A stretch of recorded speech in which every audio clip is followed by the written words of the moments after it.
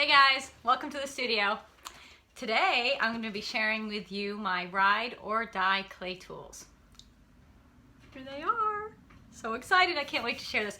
I've been wanting to do this video for a while, but I've been waiting. I kind of wasn't sure what to call it, and then this really great hashtag started showing up called ride or die. And if you're not familiar with ride or die, it's a urban slang term from the 90s, and it was used in hip hop a lot for a girl that would stick with you no matter what, like a ride or die. So someone dependable, someone who's always going to be there. And so now it's come back up in a lot of tags for like beauty products, makeup products, things you can't live without in general. So I thought I would do my ride or die clay tools. Here they are. I'm so excited.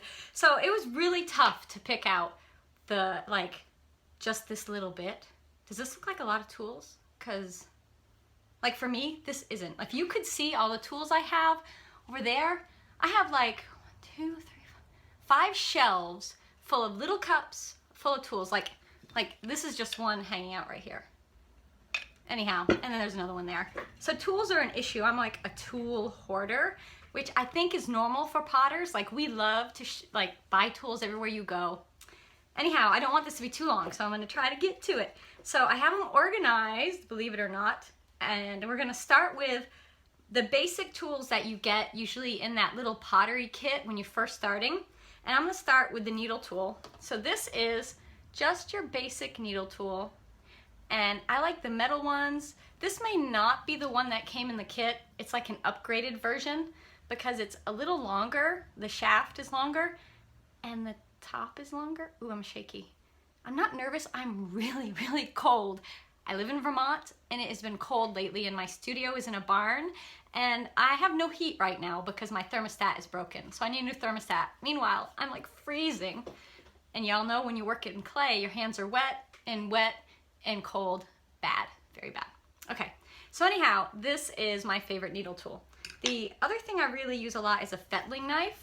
We all have these.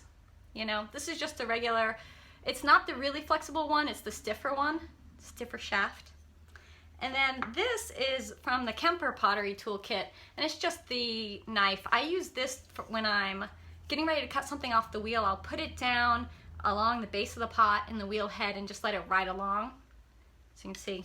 But Kemper makes a really good one. It lasts, you know, I replace these every like 6 months, which is actually very, very good.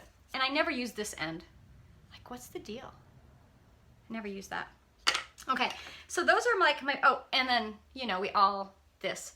You know, there's tons of sponges out there. I tear through sponges really, really fast. These are super cheap, and so I just go with these. So those are my basic toolkit things that I have to have in my studio. I upgraded my wire to this mud tool wire. Doesn't even make a cool sound, but it's really strong, and it has these grippy handles, which are nice when you're cutting off the wheel. You know, you can hold it and just pull it.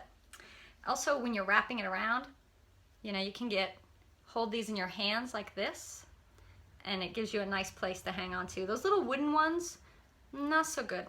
So that's my wire. Now let's get into actual throwing tools. And I have one here that I have had since 2006. This is a 10-year-old tool. This is made by Kemper. I don't know if you guys can see. Coming close. Can you guys see how worn this is actually wearing away? It's all like bumpy and everything. Kemper used to make this rib. They do not make it anymore. They haven't made it in like 8 years. I think I got it at the very end of the run. But it is my favorite rib for throwing. I used this my senior year at, I'm gonna get all like verklempt here. My senior year at UNCW, my undergrad. So I used this like every day in my studio, and I didn't realize how important this tool would be to me, but I use it all the time. And actually lately, I've kind of been putting it to the side because I've noticed all the wear, and I'm afraid it's gonna break or I'm gonna like wear it out. So Kemper, make more of these, or somebody else make this profile for me, because I love it. Love it, love it, love it. All right, another little wooden rib is MKM Tools. This is a sweet little guy. Look. I love how there's holes in it so you can actually hang them. If you're really organized, you could hang these on your wall or do like a board or something. I just keep them in a cup or a bowl when I'm throwing, but you might want to take better care of your tools. I don't know. I'm not that way. So anyhow, I just got this one at Ensika. Did I get this year? No, I got it last year in Rhode Island. So this one I've had for about 1.5 years. It's good. It's a nice little one. I love this tip when I'm doing very fine edges of something, like getting into a rim or a base. And this is a nice shape for a wider lip if you want to flare out. So there's that guy. And then I have a bunch of the mud tools. These I like for throwing because they're flexible.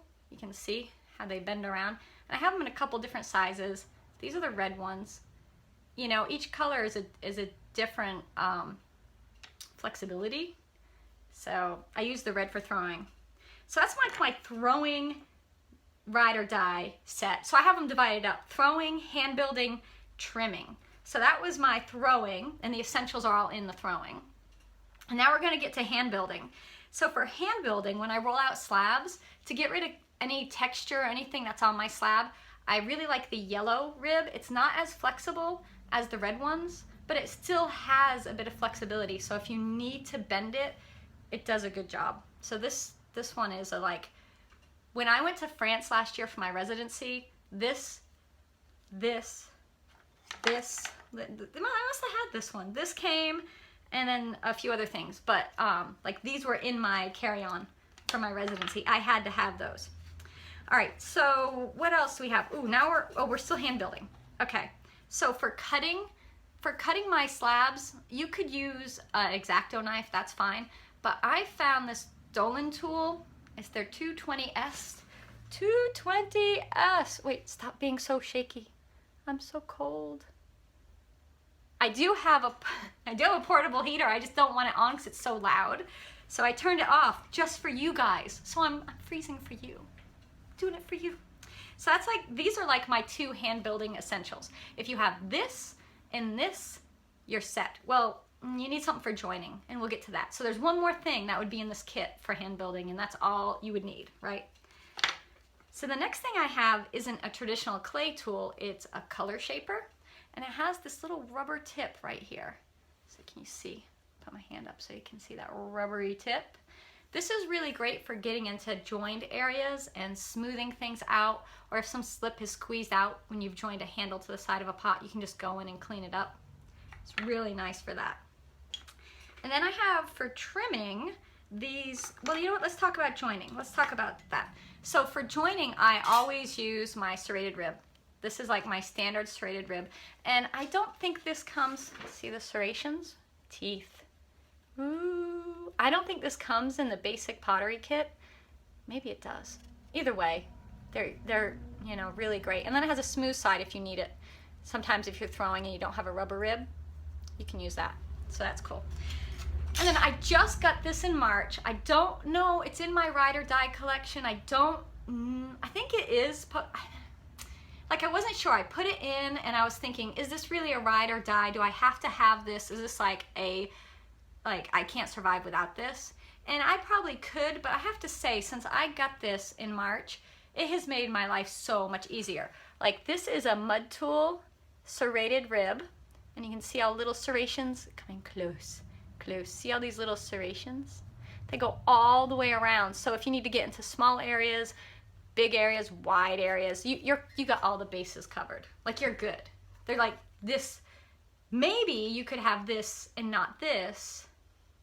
No, because this has this flat side. I think that's important. For me, that's important.